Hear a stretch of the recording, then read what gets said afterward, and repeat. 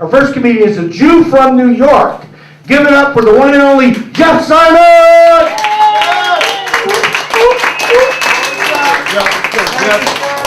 Hey, give it up for Scotty! Scotty you told him I was a divorce attorney, right? Yes. I've been divorced so many times that he gives me a 10% discount on every divorce. I'm a Jew from New York. My favorite period of Jewish history was 4,000 years ago when the Jews left Egypt and were wandering around the desert trying to find the Upper East Side or the Five Towns. I'm not religious. The only time I believe in God is when I need a favor. Like if I owe somebody money and he's dying, I'll say, please God, no miracles this time, just let the motherfucker die.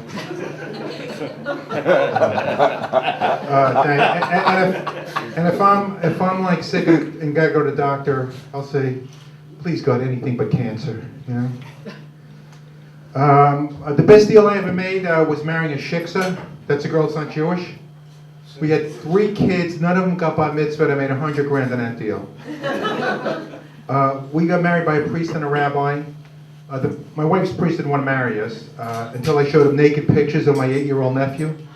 Then he gave me a high five, said, I'll do your ceremony.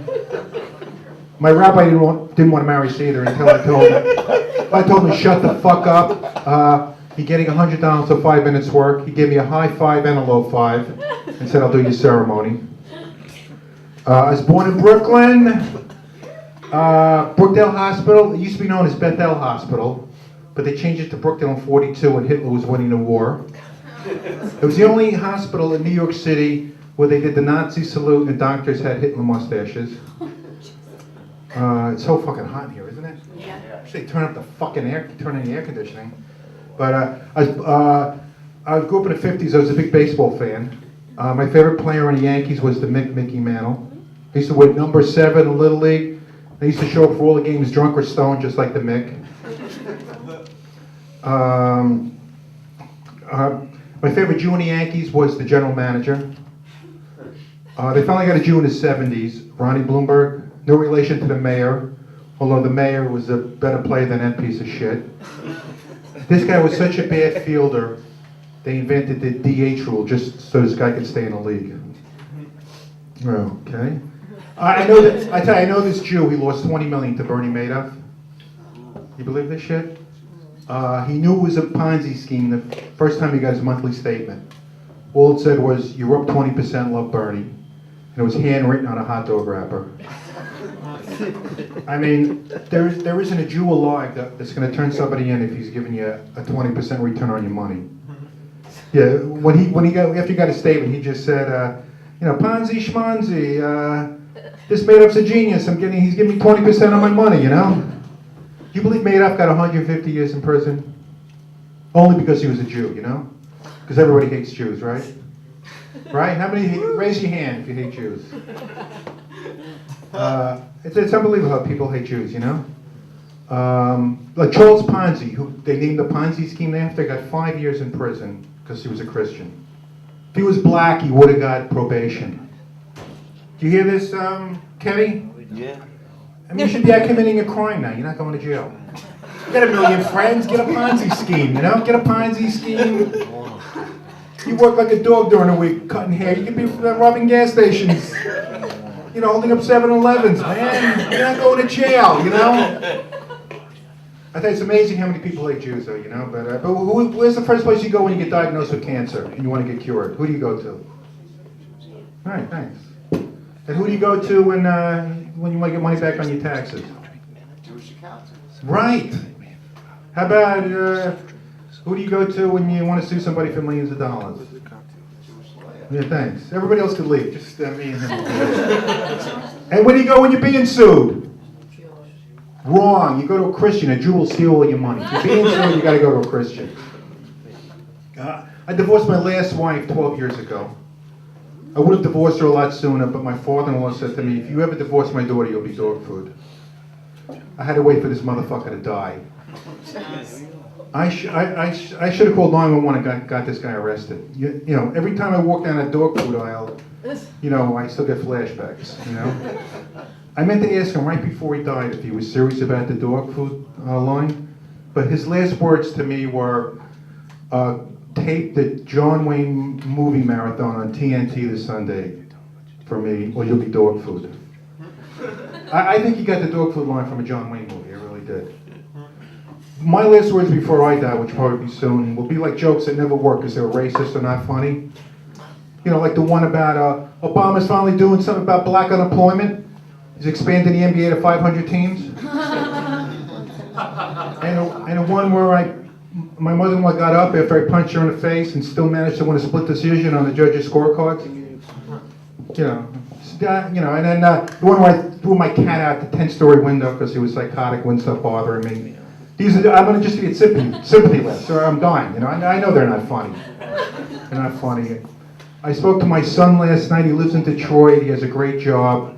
He's hardworking. He's good-looking, hardworking, and honest. He got the good-looking from me, the honest from his mother, and I don't know where he got the hardworking from. I'm the laziest, fuck on this planet. My father was lazier than me. My brother's a fat, lazy piece of shit.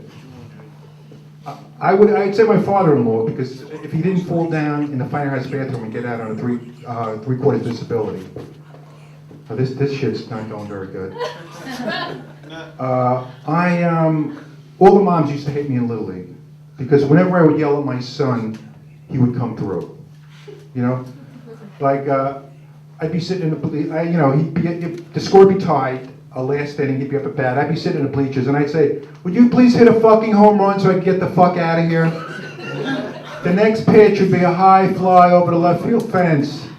All the moms would come over to me after the game and say, "Can you yell at my kid?" And I'd say, "Lady, it's like I told you, it doesn't work if your son is a piece of shit." My son's got a girlfriend. He's in the infatuation stage, but he just met the family. It went well. The mother is in good shape, which is great. That means this chick will not blow up right after the wedding. The father smokes weed, which is great. I can't wait to smoke weed with him at the wedding. I am tired of smoking, weed with my grandkids and nephews at these weddings,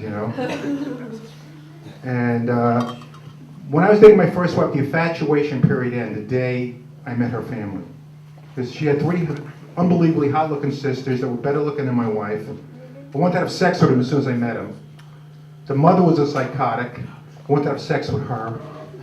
Her aunt was just like unbelievably hot looking. I wanted to do her. I just killed this whole crowd here. You people don't like the truth or what? Come on. You people, whatever. So, the father wouldn't talk to me because I was a Jew. Back then, everybody hated Jews, just like today. I didn't care that this guy wasn't talking to me, but it was unsettling. The guy had a swastika armband and a Hitler mustache. That's what was very unsettling.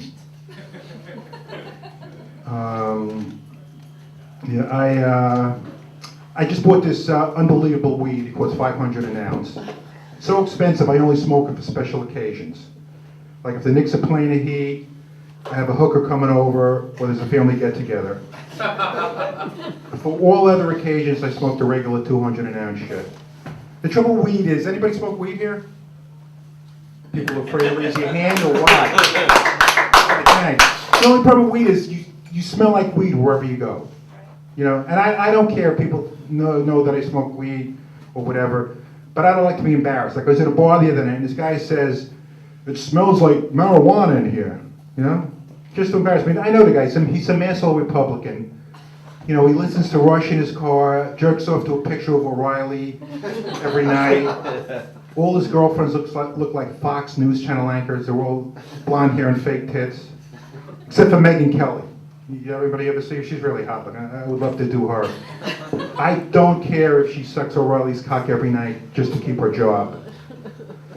And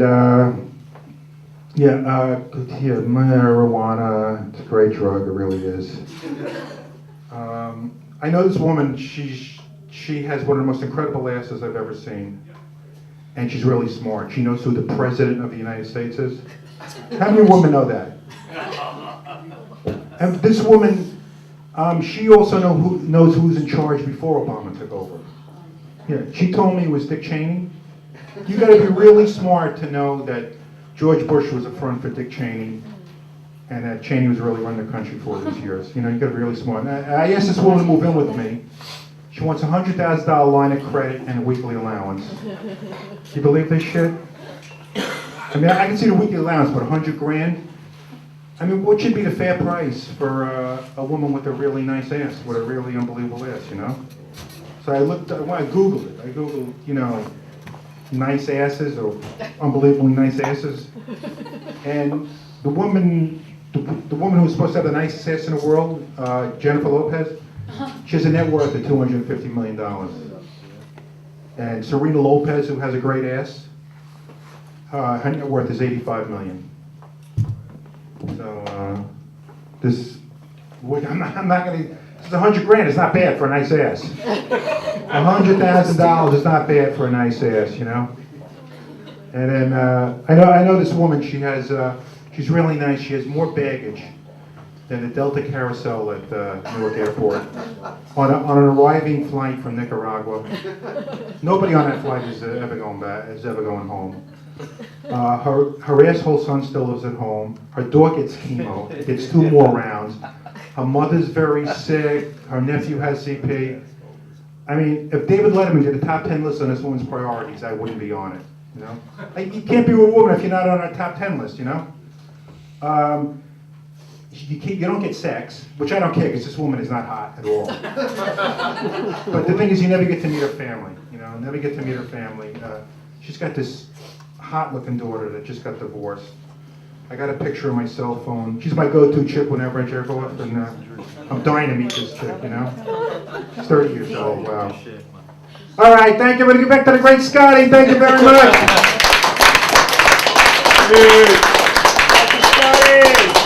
All right, keep the applause going. Let's have the energy, yeah.